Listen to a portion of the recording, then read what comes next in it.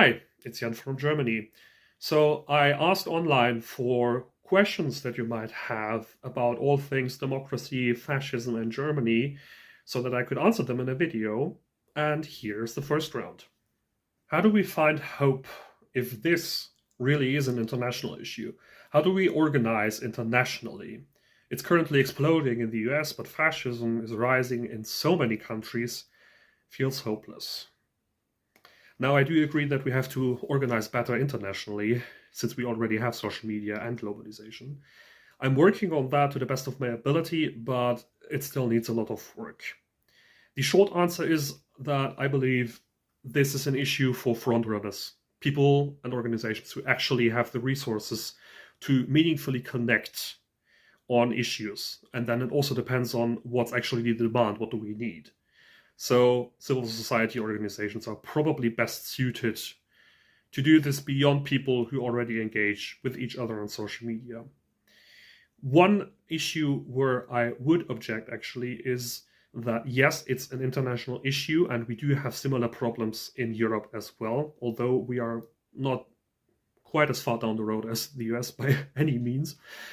But fascism, I hold, is no longer on the rise within the US.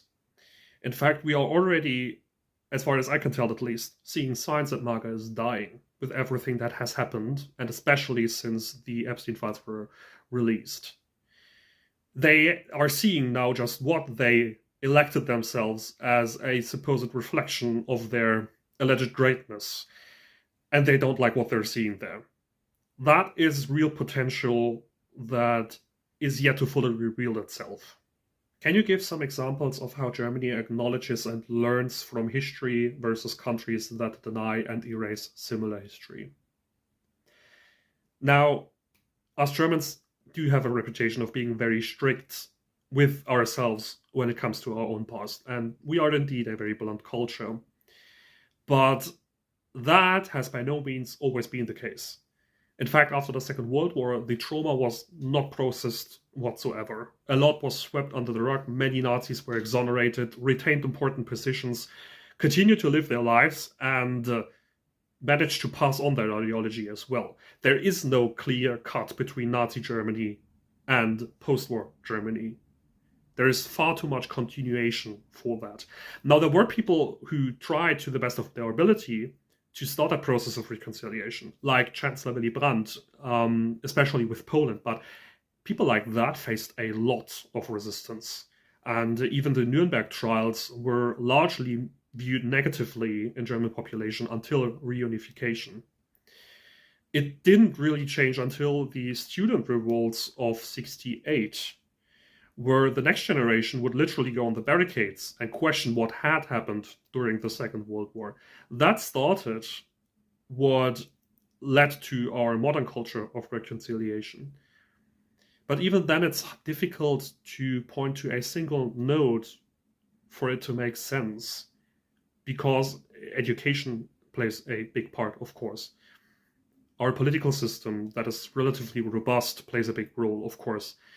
But there's also the personal historical experience, and that does something to you. Growing up in a country with this kind of heritage that is a total mess, if you bother to dwell on it, it's heavy. And to deal with that still as someone who's part of Gen Z, 80 years later, there is no recipe for that. I have decided that I take it as an opportunity to do better. It seems like the White House are all on drugs, don't you think? Well, hi Jan, assuming we avoid the worst and are rid of Trump in 2028, what do you see as the path forward from there? America has a history of looking back fondly even on terrible administrations, and I fear that the systematic changes we need to ensure this doesn't happen again will be avoided because they would be too divisive, or because the oligarchs don't want them to happen. Honestly, I don't exactly know what those systematic changes should be either. What could America learn from Germany when we move on from the Trump era? Now, the answer to that is twofold. there is the social aspect to it and the institutional aspect. Both are interconnected, of course. To rid yourself of the Trump era socially, as a society, will take generations, as it was the case here. Because there's a lot of trauma and toxic relationships involved there that have to be deconstructed. That will be a colossal effort. And then there's, of course, the institutional setup. And for starters, as an outsider, I would hold that you need a new constitution altogether. Now, I know there's a lot of emotion attached to your constitution, given its historical significance. But it is also over 200 fucking years old. And it's not cutting it anymore. You, the people, did not prevent Donald Trump from getting into where he is at now, did it? And for instance, we needed a new constitution as well, which is still serving us very well to this day.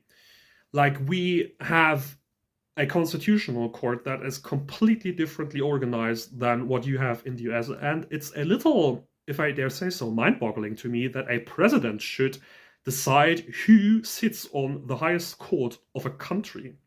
For us, it's very different. Our highest court, the Bundesverfassungsgericht, is half elected by the Bundestag and the other half is elected by the Bundesrat. So by Parliament and Senate, if you will. And even then, these people don't sit on the highest court forever, for the rest of their lives. They only have limited terms, a turnus system. Our whole society is structured around shared responsibility and this new political setup. Something like that is inevitable if you really want to reinvent America. And you have to reinvent America because the America that you were used to is dead. The American dream is dead. And given what we have seen lately, that is probably for the best. The question is essentially to figure out what kind of system will work for you as a country and what kind of system will be able to actually serve the people with the promises that befit a republic, like equality between citizens. Now, as I said, that is a monumental challenge, but it is also your privilege. And resistance doesn't end with getting Trump out of office. Resistance actually really only starts when figuring out what this process will look like.